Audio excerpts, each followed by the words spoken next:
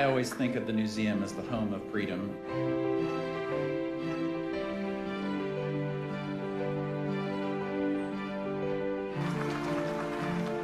I don't know where this nation would be. I don't know where I would be today without the guarantees of the First Amendment.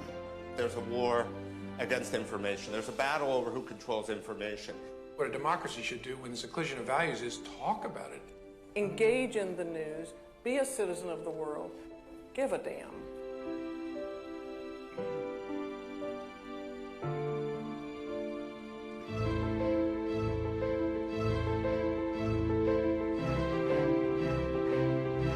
We must come to see, with one of our distinguished jurors, that justice too long delayed is justice denied. Religion and our beliefs are part of people's core identities. Very interesting to feel that you are protected by law and you have support to pursue your life freely.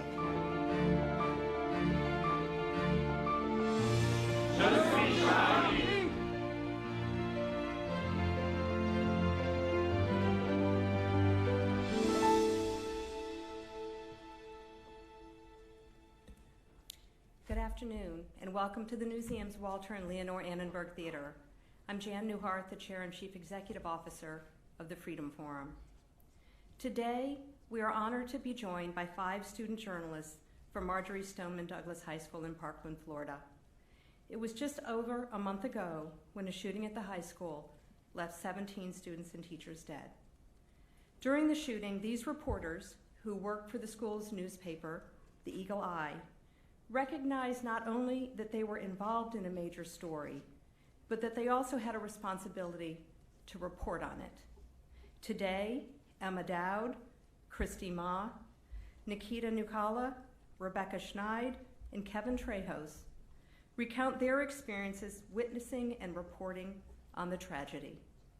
We are also privileged to be joined today by Margaret Brennan, CBS News' senior foreign affairs correspondent and the new moderator of Face the Nation, who will lead. Tomorrow, these student journalists and 7 other reporters for the Eagle Eye will be on the ground reporting from the March for Our Lives rally in Washington, an anti-gun violence protest organized by their fellow students at Marjory Stoneman Douglas High School. An estimated 500,000 people are expected to take part in the rally, exercising their First Amendment freedoms.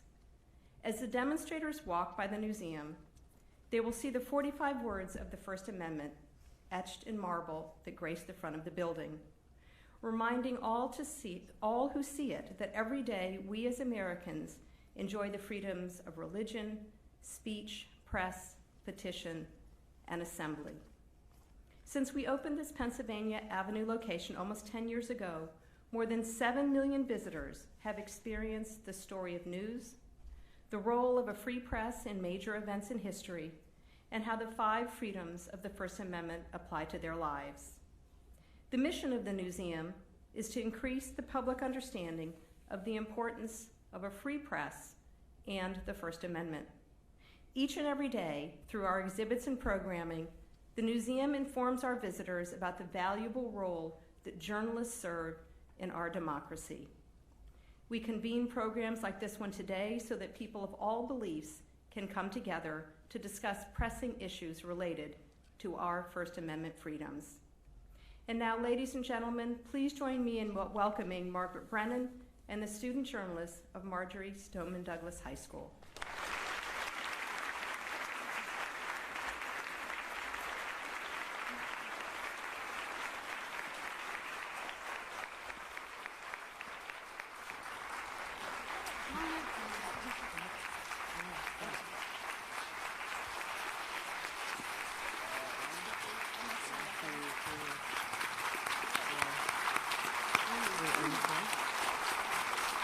Wow, standing ovation, guys.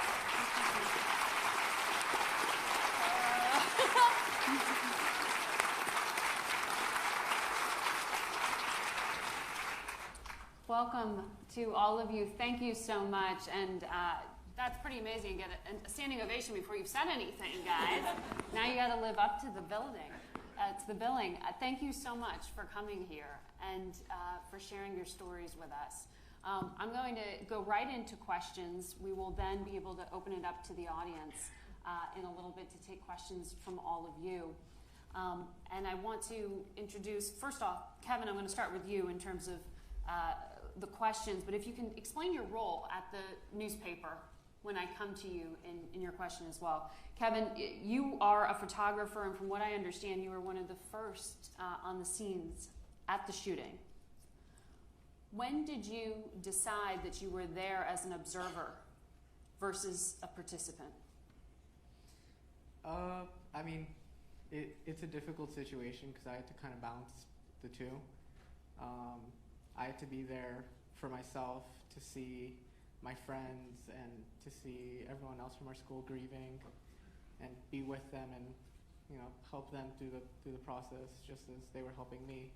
But also I had to be there as a journalist to take photos, and I in a way it kind of helped me like escape from the reality of it. So when did you arrive on the scene? I mean, obviously I was at the school, and then the next day we had a student-only vigil. So I was there trying to take some photos, trying to be as considerate as I can for my fellow students, because, I mean, unlike national journalists and everything, they have like a sense of anonymity, whereas everyone knows that I'm like from the school taking photos of other students. So I mean, I tried to be reserved, I guess, but yeah, I mean, I was there for the vigil the next day, then the vigil at night the next day, and then a couple of days later I went to the school itself and took some photos there. Emma and Rebecca, you're both editor-in-chiefs of the paper, so I'll come to the two of you next on this. It's a to tell any kind of tragedy and explain it. It's even more complicated when you are part of the story and have a personal connection to it. How have you handled that in your choices as editors? I think, like Kevin said, it's a balancing act. It's a balancing act between being a journalist and being, you know, a survivor that was there. And, you know, any journalist knows that sometimes it's very hard for you to cover something of tragedy, and sometimes you have to, you know, talk about your own emotions too and deal with that. But, you know, when it's also your school and it's your family and it's your friends, then that's on a whole other level. That's just, you know, it's really hard. But at the same time, I think we knew that we had such a unique platform. You know, we're not only we're journalists, but we're also survivors, and that's a platform. No other publication knows Parkland like we know Parkland. No other publication knows Stoneman Douglas like we know Stoneman Douglas. So I think that we understood that we had this platform, and we wanted to use it. The day after the shooting, I think it was that night, I texted my advisor, Ms. Falkowski, and I thanked her because I was in that class with her, and I thanked her for, you know, keeping us calm. And I said that we're going to change the world with the newspaper, and we're going to fight for the people that we lost. And I'd like to think that we have done that since then. I unfortunately wasn't emotionally prepared enough to be able to cover the newspaper in the weeks following the tragedy. But I'm so thankful that I have staffers and a fellow editor-in-chief in Rebecca that could help carry the weight when I wasn't emotionally stable enough to. And it just goes to show like what an amazing staff I have and what amazing staff we are, as they knew I wasn't prepared enough to go out there and take photos or go out there and report. And they kind of took it upon themselves to not push or pry and just let me be able to grieve and handle the whole tragedy and being a survivor of it. So, I mean, it's all them. I mean, I can't really take any credit for being out there on the scene because I wasn't emotionally able to be there and emotionally able to take photographs or report on anything. What makes you say that? Like, how did you realize that you were too emotionally involved, perhaps too close? Unfortunately, we hid in the photo closet in the newspaper room, and that's where all our camera equipment is kept, and I wasn't emotionally prepared to go back into the closet. Because you took shelter there in the middle of the attack. Well, it actually happened during fourth period, which is one of the newspaper periods we have. It's fourth and eighth period because we do block schedule. And fourth period was the end of the day, and I was with the newspaper staff. And most of us, either hid in a classroom that was easily accessible to not go up the stairs, or most of us came back to newspapers. So we hid in the photo closet, which is a closet within the newspaper room. So I didn't feel that I was emotionally able to even go back into the school to retrieve a camera or to go out at visuals when I'm an emotional hot mess and I wasn't able to accurately portray like a sophisticated, and I wasn't able to distance myself enough from the tragedy like my fellow journalists, which I'm so incredibly proud of all of them for doing. But that takes a lot of wherewithal to have that realization and to make that choice for yourself. Yeah, my mom actually texted Falkowski, who's our advisor, telling her like how thankful she was for keeping me safe and keeping me calm, because everybody knows I did not keep calm in that situation. And Falkowski actually texted her back and said, "No problem, but I hope she picks up a camera soon. I want to see her take more photos." And so like gradually we're getting back into it, but I mean, the kids who are on the front line, like Kevin and Susanna and all the rest of you guys writing the story so early, and the NRA story, it's just amazing like how it just shows the varying levels of how we were feeling. Yeah, but everyone deals with it differently. Yeah, and absolutely. It's like, it's no one's fault for not necessarily, like Emma, she's now doing amazing work, and we all get back into it at different times. And I think that this is just like any other hobby, anything that you're, or anything that you're passionate about. Just like we're passionate about journalism, sometimes it's hard for you to get back into the swing of things after such a traumatic event happens, and it may have taken Emma and some other people a bit longer, but that doesn't mean that she's not still extremely, extremely important to our paper and to all of us. Mm-hmm. And Christy and Nikita, tell me about how you first reacted. I mean, did you have a similar moment questioning whether you could return to work, or did this somehow become part of your process of writing through what you had just experienced? Well, definitely during the shooting, when we were hiding in the closet, I knew immediately that this is something that we would have to. It was up here on the stage. It was myself, Rebecca, and Christy, Kevin, and Nikita's seek shelter in a closer classroom that was more easily accessible. Yeah. So when we were in the closet, I knew that this would have to be published eventually.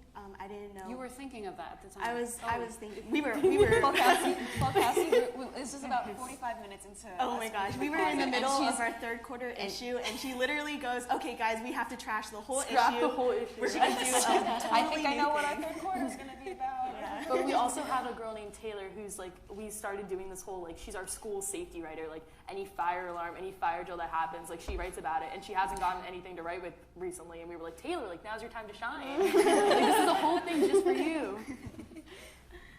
When you were thinking of how to write about it as you were experiencing it?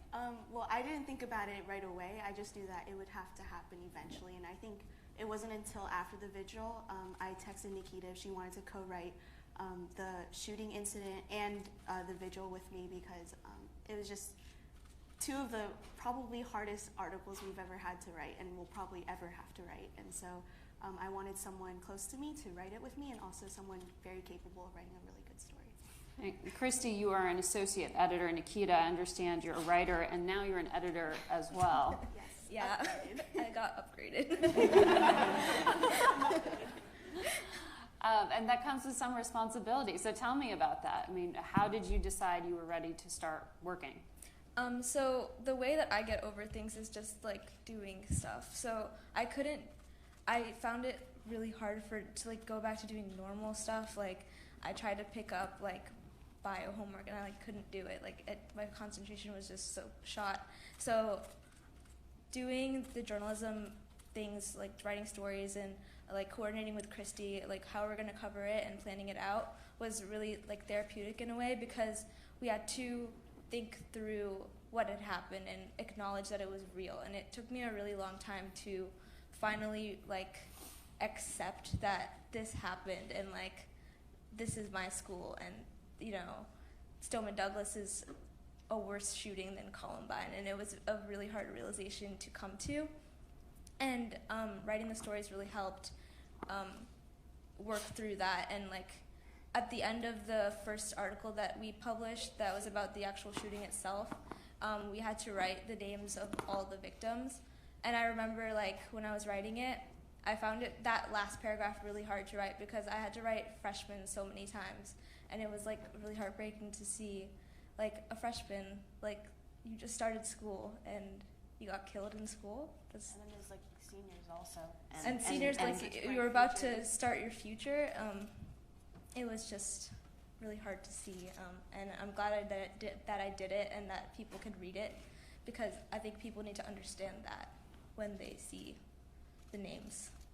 And you started to write profiles of some of the victims. We finished, yeah, we just finished, we went to print on our memorial issue, which is just yesterday. Yesterday. Right before we got, we finished our memorial issue, which is profiles on each of the 17 victims. And basically what we wanted to do was we wanted to, everybody knows that the victims were nice people and that they were good and that they had this one thing that they liked, that they were passionate about, but nobody knows really what makes them them, what makes them someone that the world is going to miss.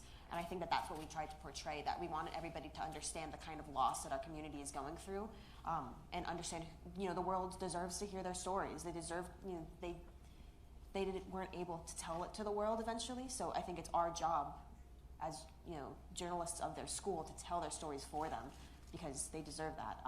And so that's what we tried to do. So each of us on this stage wrote a story on these people, on the victims, and it was a very difficult experience, yeah.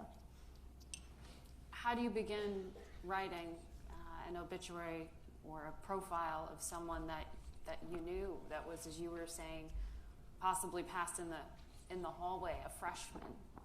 How did you start that? Because that is incredibly personal and difficult. So I did a profile on a senior student, and when I was going through, the first thing that I did was Google her because I didn't know her at all. So I was looking through and I found her Twitter account. Was that intentional to profile someone you did not know?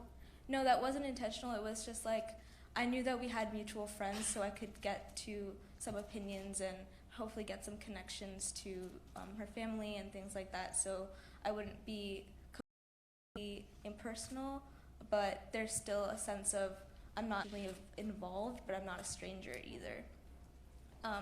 So the first thing that I found was her Twitter, and she had tweeted like the day before, like it's time to get my life together or something like that, and she was like looking forward to going to college, and it like you really get to know these people as people and not just as this is the same photo that you see on every single news station. I got to see a lot of pictures of her and like doing different things, and I saw one of her at senior crowning, and like all of us except Rebecca because she's gonna do it this year, but we all did our senior crowning this year, and like I probably saw her a few times, but I never knew her name, and that was the hardest part, because when I was doing her profile, there were so many things that we had in common, and I felt like we would get along if I knew her, but I never got to know her. For me, I was closer to, I wrote two of the memorial stories, and one of them, I'm very close with the siblings, and that was very difficult because, that's where I started when I was writing it. I started with them, the people that she loved and the people that knew her better than anyone else, and I just sat down with them and I just talked to them, one-on-one, just about her, just to like get a general feeling of who she was. And I knew her because I was close with the siblings, so like I knew her, but I didn't really knew her, and so that's what I started with, was interviewing this. Difficult for me to see these people that always were bubbly and happy, and you see them in such a state that's devastating for anybody, let alone somebody that you love and that you're close with, and you would never want to see them like that. So that was difficult, and also you make it, like Nikita said, it makes you want to wish that you got to know them, like you wish that they were your friends, and that you were able to like see how beautiful they are. So yeah.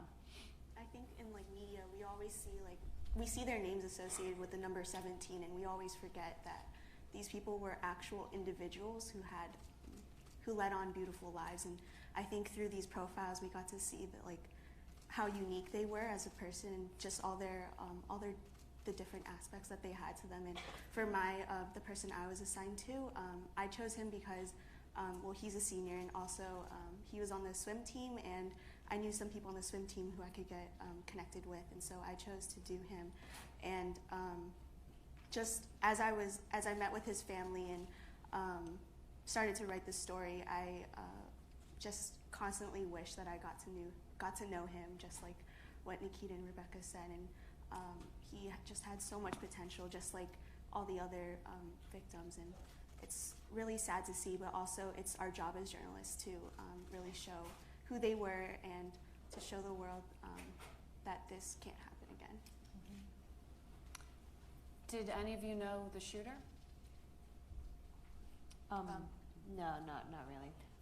I think that we knew him in passing because he's a part of our community, but not really. Yeah. How did you choose to cover that part of it?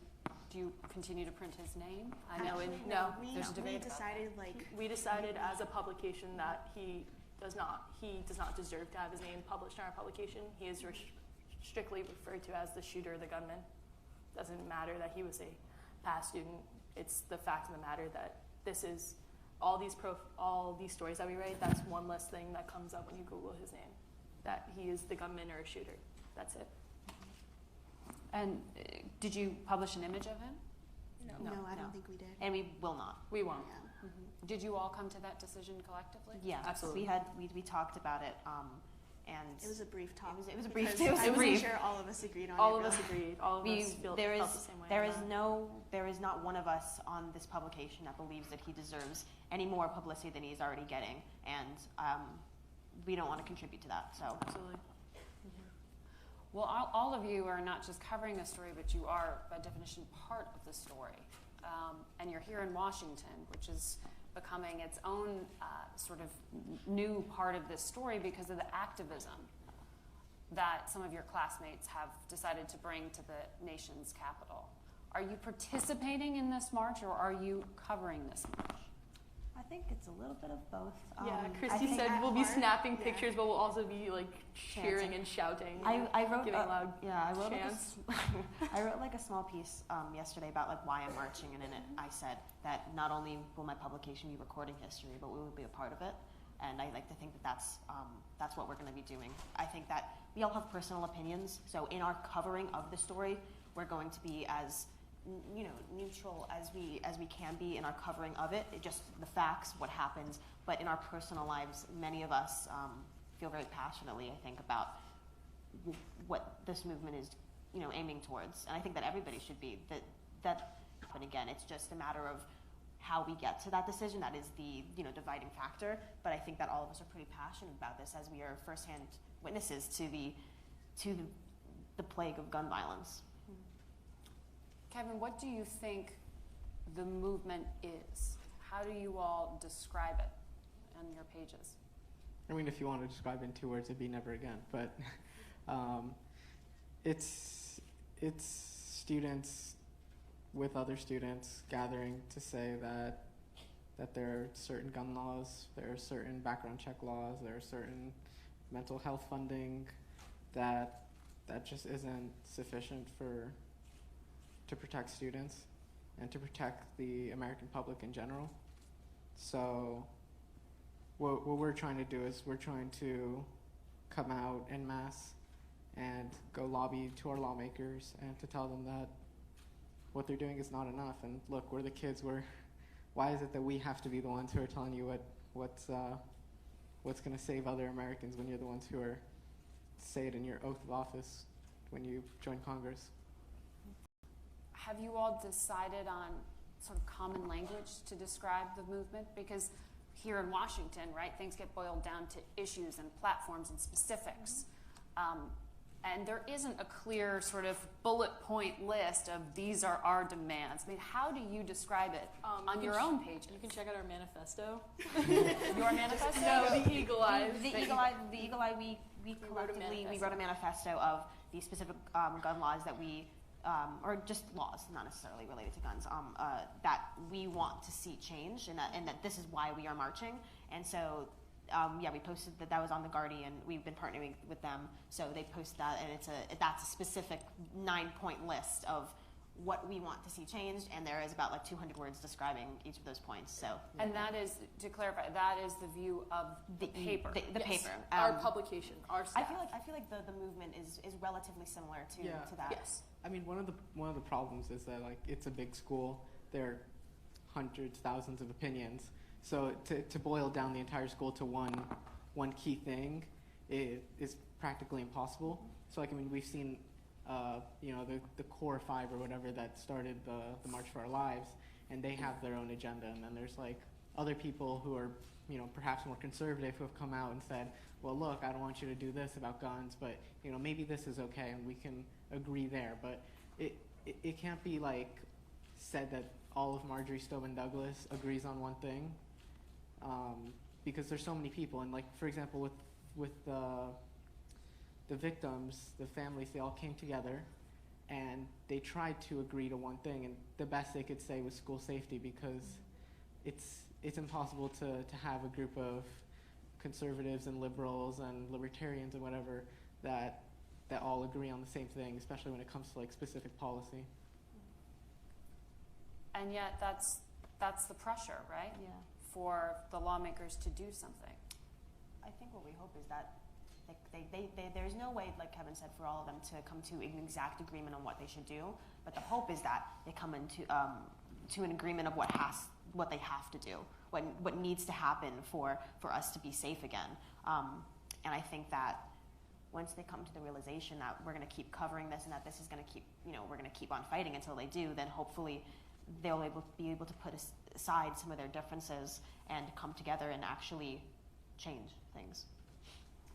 Have you all decided to watch the news coverage? Have you chosen to avoid television? How have you been consuming how others report on you? Like, especially for me, because I feel like I took it really hard with everything that's happened. That I remember that first night distinctly, like, I would only watch the news. Yeah. I watched the news the whole first 2 nights, and then, like, because I mean, like, the news is like, it's like you wanted it to feel real, and I thought, like, if I watched the news, like, I would be like, okay, like, I've walked those halls before, like, this is real, like, this is, like, really what I experienced. And, like, I remember just watching, like, the news and just, like, seeing it all unfold, and, like, seeing pictures of, like, my classmates pop up, and I, like, remember distinctly a picture of my classmate popped up, and I didn't have the sound on. And my first thought was, like, oh my God, like, did the number jump? Like, is it now 18? Like, did he get shot? Did he get killed? Or is he, like, in critical care? Is he in ICU? Is he out? Is he, like, did he just get released? Like, it's just, like, all these thoughts. And, like, you watch the news to try and get some, like, verification. I just watched the news to, like, make it feel real. You watch the local news or national I mean, news? I watched every news. Everywhere, Every time there was a commercial, I would flip it to a different news station. I had it on. And, like, I just constantly, like, watched it for, like, the first, like, 24 to 48 hours. Like, especially now, with all of our classmates being on almost every news station, at least one of them every night, it's really hard to avoid seeing them. So I try to watch as much as possible without, like, a lot of the interviews end up being the same. Like, they're saying the same thing, and, you only have to see that one time. But we want to see something. We want to see something new, and that's why we're here, because we can provide that news perspective on things, because each news outlet has to replay the same questions to their specific audience, but our audience is Marjorie Stoneman Douglas, so we're playing to them, and we don't have to play the same interviews of Emma, David, Cameron. Like, we don't have to do the same thing again.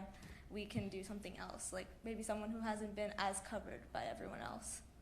And I think as, like, a student publication, we have, like, that liberty and that, like, resource to be able to reach out to our students who actually survived this shooting, and so we're able to accurately, we have the resources to accurately portray, like, what happened, and be able to tell the stories of what happened. And I think also, like you said, watching the news that night, Yeah. I feel like I couldn't do anything else, and doing anything normal seemed wrong, and just doing anything felt wrong. So all I did was just sit there and watch the news for hours and hours until my parents pulled me away and made me go to bed. But, like, there was, I don't know, I feel like sometimes it's just like Nikita said, it's hard to just sit down and do anything. Like, how do you deal with that and just start doing normal things? So all I could do is sit in front of the TV and watch the news. Yeah, like, that first night, I remember, like, I was kind of juggling in between watching the news, changing stations on the news, and then also on my phone in the group chats, texting all my friends, seeing what they know, what's the latest that they know about, you know, who's injured, who's passed, and everything. So it was tough, but like that, I know there were some people even who like just completely avoided the news, but for me, I would, like Emma and like most of them, I guess, I was just glued to the TV and to my phone. You like try to avoid, but then you're just like curious, like you just want to like let it sink in, and like I just want to watch it to like see like my school on TV, like our school on the TV. Christy, you said you have the resources to cover it accurately. Have you been noticing inaccurate coverage as a consumer? For sure. I mean, it's everywhere. I mean, a lot of not all, but like some media outlets have been, I don't know if they fact check what they write, but sometimes they'll get like the name wrong, who they were as a person, just totally off, and that just angers me sometimes, because it's just as simple as like spell check, or like just like asking someone who knew them, just as simple as that. It could have been fixed, but stuff like that, I think since we're student journalists, we can easily address those errors and be able to fix how they're portrayed. Does that anger you when you see those errors? Yeah, for sure. Actually, one of our other editors took the article, marked it up, and sent it back to the reporter.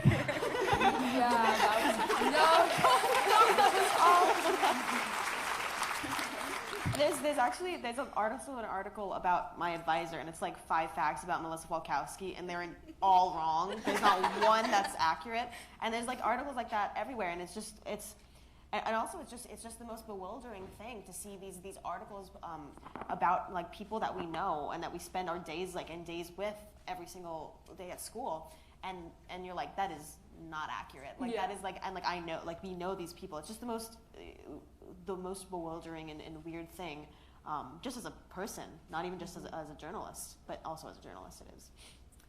I'm wondering, you know, I remember covering Sandy Hook in the wake of that shooting, and I grew up in a nearby town, and I remember that I felt such a strange feeling talking to people who I knew, where I was related to, and asking them personal questions in a way that changed the dynamic from what I'm used to with stories and being a correspondent, to try to have that wall up. That wall starts breaking down when you start having personal connections. And I noticed over time that when I was also talking to people in the area, that they felt, similar to what you're saying, that it was therapeutic to see the news coverage and to have people asking and to feel the immediacy of it, agree about it. They felt that they were over-scrutinized, a number of the people that I spoke with at the time. Where are you in that process, I'm wondering? Because you have such a huge, bright spotlight on you right now. In some ways, it's being asked for with this march, but what is it doing to you as journalists, or even just as survivors? How are you processing that? I think that as it's different for me, I have to sometimes separate myself as a survivor and as a journalist. And I, in the beginning, there were certainly journalists and people that covered it in a way that I felt was inappropriate, and that made me a bit disillusioned to, my dreams as a journalist and whether or not the profession was what I had hoped it to be. But inappropriate how? The questions that they asked, the cameras in your face, and I obviously understand that needs to happen, that people need to see, but when you're in a place of such horror and such pain, it's very difficult for you to be able to mentally wrap your mind around a camera in your face while you're hugging your friend and crying, at a vigil. So I think that, but with this movement, with the march, I've been able to see how journalism has elevated our voices to beyond what we ever thought that it could be. So I think that it goes, we fluctuate. Sometimes I'm angry, sometimes I'm happy about it, and there's no handbook on how to deal with this. There's no guideline on how to properly deal with the kind of spotlight that we have on us. So I learn new things every day about it. You want the spotlight to stay on your story? I think to some extent, yes. until there's change, we want the spotlight to be on the activism, though. There doesn't need to be media vans in front of Douglas every single day, because there's 3,000 kids that don't want to be on TV all the time, and they just want to go to school and have an education and like have a normal high school life.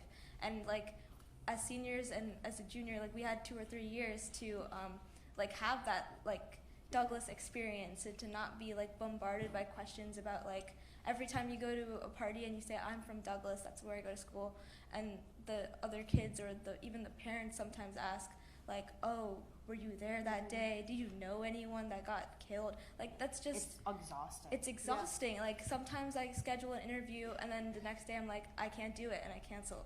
It's just, there's just good days and bad days, and it's hard to know what the limit is going to be for that day. Yeah. I'm not sure where we are in timing, but I do want to go to questions from the audience. So if you would, when you ask your question, there's the microphone on both sides, obviously, but say who you are if you're with a publication, or if you're a private citizen, just say your name. Are there questions from the audience? There's a microphone here on the stand on this side.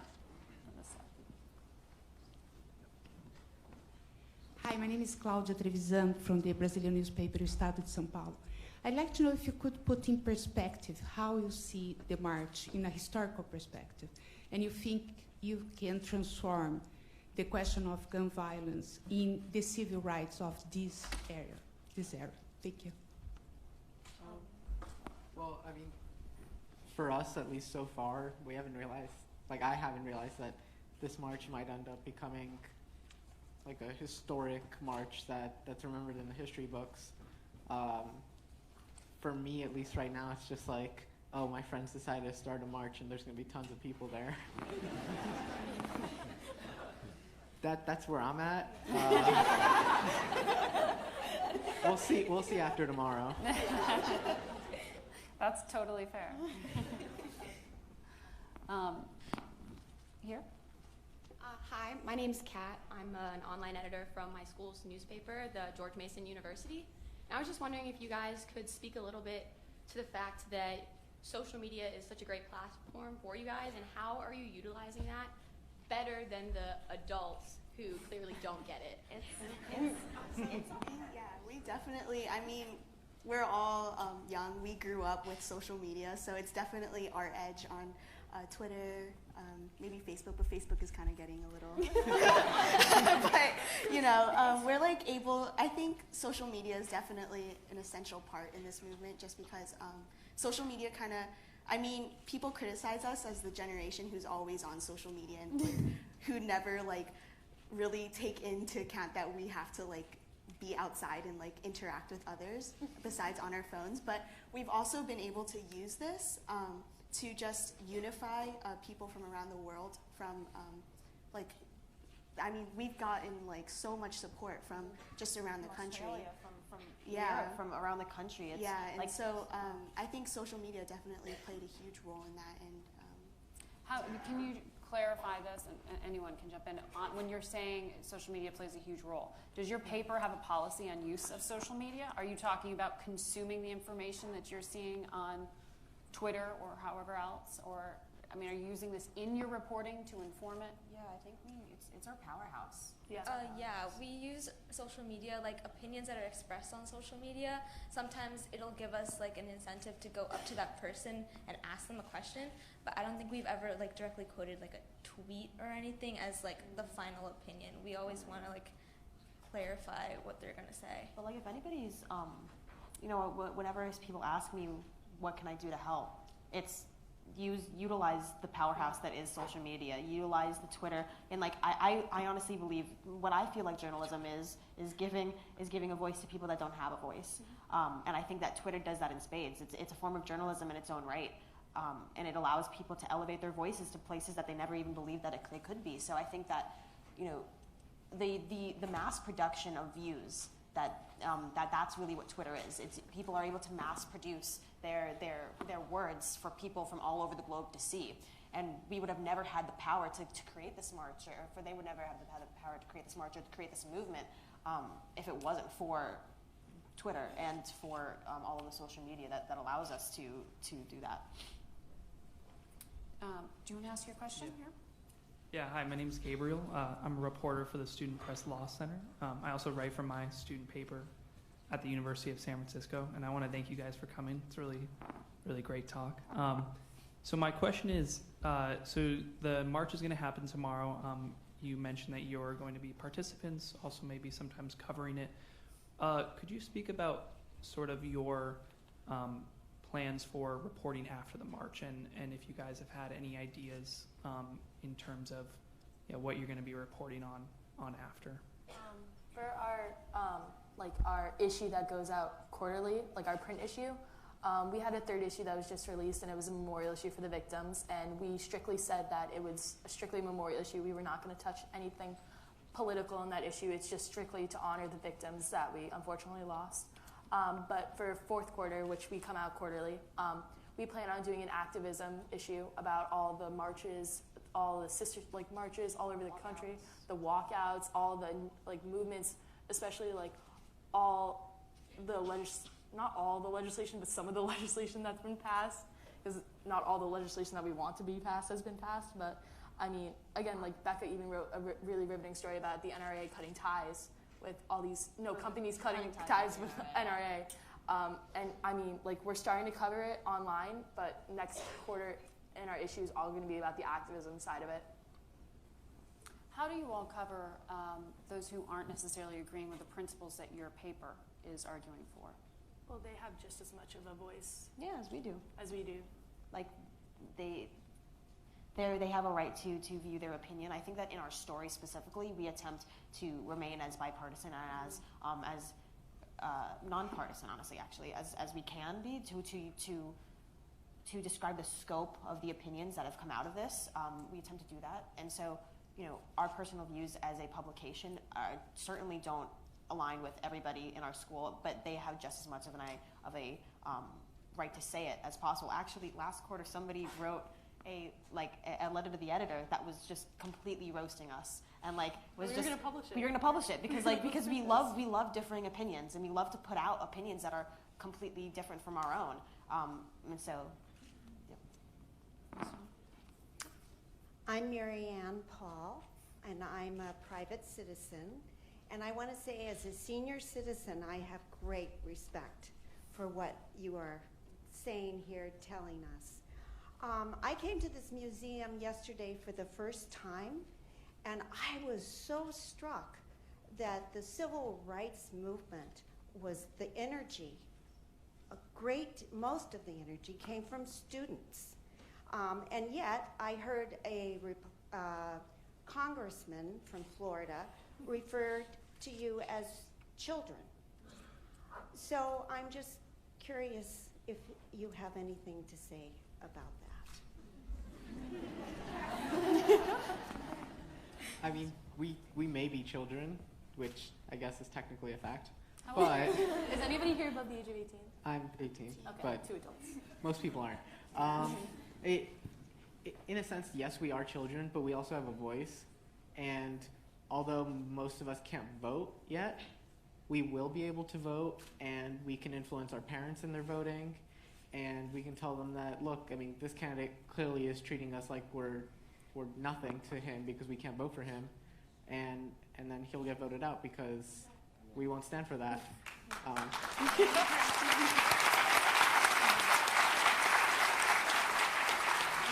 There's also no age limit to speaking your minds. Somebody that is 60 does not have more of a right to say what they want to say than somebody that is 15.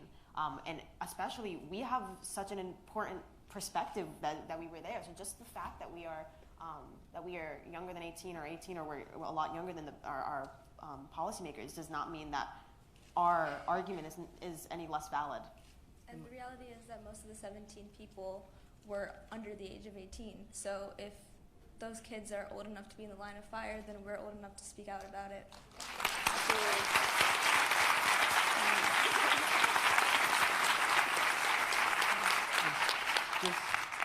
Just a note, one of those teenagers from the civil rights movement, John Lewis, he grew up to become a congressman. He's now one of the leaders on civil rights issues. So. Kevin, are you announcing? This is Washington. Not yet. Not yet. Hi guys, my name is Mike. I'm not with any publication, just here to see you guys. My question is somewhat similar to the last one. One of the things that I'm sure there's been so many infuriating things that you guys have heard, the thing to me as a viewer that bugged me the most was when people use the whole "you're just kids" argument. And it seems like your peers who are on the, dare I say, more political side of this, have been accused by politicians in your state and others as just being kids. You guys can't say to do homework, so why should you be making gun policy? But as journalists, what have you heard from your journalism, elders? For lack of a better term, have you felt that your voices have been, viewed as positive? Have you had a positive experience with the mainstream media, without going too political with that? Very much so. I think so. Last week we actually went to a journalism conference that we had planned beforehand, before all this happened in New York, and we met with so many different journalists, and it's amazing to see the impact of what we've been writing. It's humbling to see how people, see what we write, and they actually like see it, and they read it, and they applaud us for being able to do what we have done. And to the point of the that they criticize us as just kids. I'll say this, I've said this before, and I'll say it again, if the only thing that they can criticize is our age, then obviously we're doing something right. So.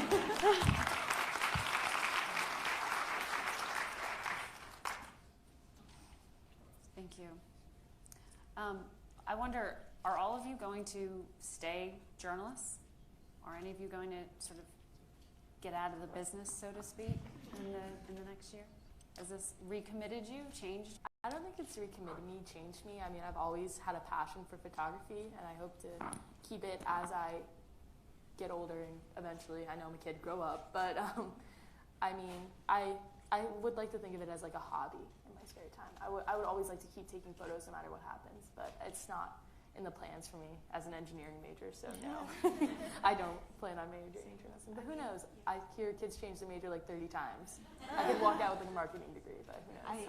I think that for me, actually, it's done the opposite. I've always been, for me personally, I've always been kind of debating between journalism and like the medicine side of things, and which is two very different things, but yet I'm interested in them. But I think that because of this, I think my opinion is kind of skewed at the moment because I've been so immersed in the journalism of this that it's become very much my life at the moment. But I think that right now, journalism, I'm seeing the impact that it has on people's lives, and that's so inspiring to me. And I don't find that there's many things that are just as impactful as that, as elevating people's voices. I think that that's just such an amazing and noble profession, and I think that that's, if done right. And I think that it has inspired me. Actually, for me, this is my first year doing any sort of journalism thing. I just decided to join newspaper because it was just one other thing that I wanted to do and try, and it ended up and it ended up being like the biggest year for journalism, and for me, like getting all this experience in such a short amount of time and getting to do things that no one should ever have to do and probably will never do, like covering your classmates that have been killed in a school shooting. It's definitely given me like a passion for the profession, and I definitely want to do it in college. Maybe not as a career, but for now I want to keep doing it. And for me, same with Rebecca. I've been juggling with what I wanted to do, but I felt like I was I really wanted to do something in medicine. But after this whole incident, I've really weighed the option of journalism too. I know even before this incident, I wanted to be part of a local newspaper, maybe intern or do a part-time job at my university. But just having to see what an impact we have worldwide, and seeing like what we're doing with this movement, it just makes me want to like go into journalism a little bit more. And so we'll see how that goes. What about you? Yeah, I'm kind of on the Emma side. I mean, I plan to major in political science, which I guess will keep me sort of involved in the journalism side of the world. But I always want to keep photography as my hobby. I think it's a great opportunity to see some great things that otherwise I guess you wouldn't have as much motivation to see. And I've enjoyed taking photos everywhere I go, especially when they have purpose like they do in journalism. And we have, I think, are you also waiting in line for a question? Yeah. Okay, so if you can keep it very short, we may have time for the both of you. Hi, I'm Beth Lindenberg. I'm a public school teacher in Florida, but the other coast.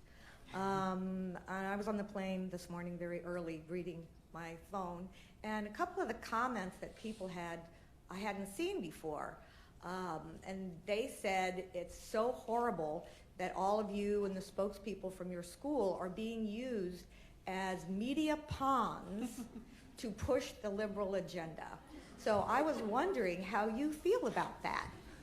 It's funny, honestly. It's funny. I mean, I can speak for all of us, and I speak for everybody at my school when I say that all of our views that we speak are our own. This is our voice, and we are utilizing it. And if they feel threatened by that, then that's on them.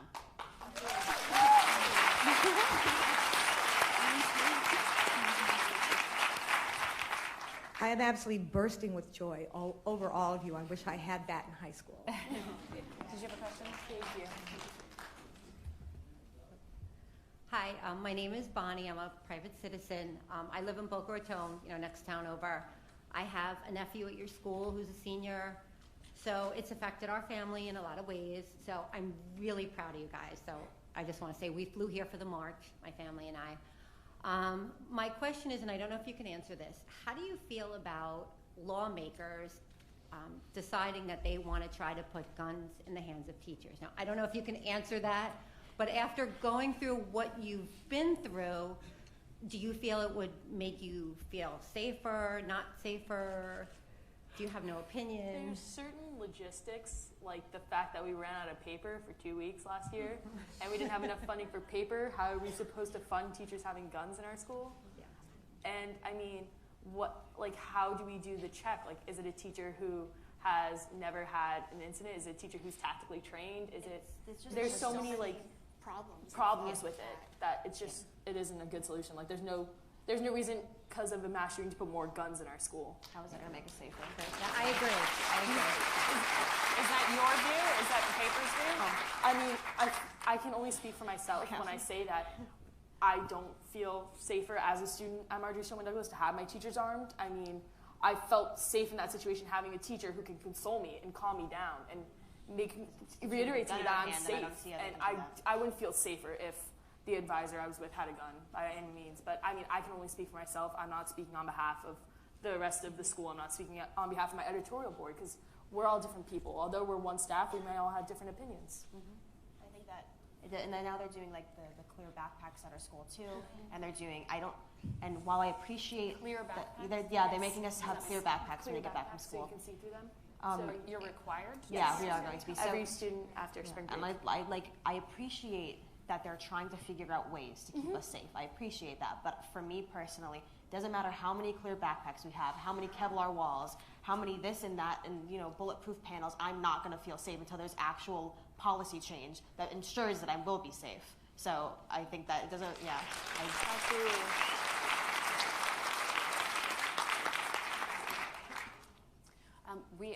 One of my duties is to keep you all on time, so I'm going to have to leave it there, though I do see now we have more questions gathered here.